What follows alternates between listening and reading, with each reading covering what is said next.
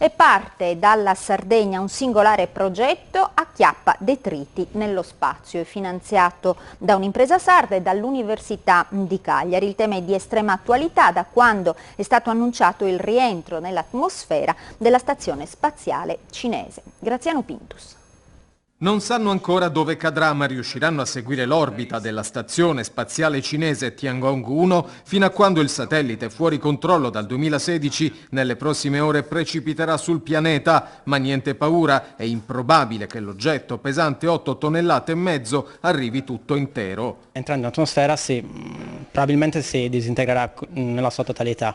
Parola dei 15 ingegneri di Nuriana Technologies che da Cagliari, dove collaborano con l'università e grazie ad un progetto di ricerca industriale finanziato da Sardegna Ricerche, monitorano lo spostamento dei cosiddetti detriti spaziali. Avere la capacità di scoprire, classificare e tracciare, quindi catalogare le orbite degli oggetti che non sono sotto controllo, consente a chi poi in realtà deve per esempio portare in orbita oggetti per i motivi di test che dicevo prima, di farlo con maggiore sicurezza.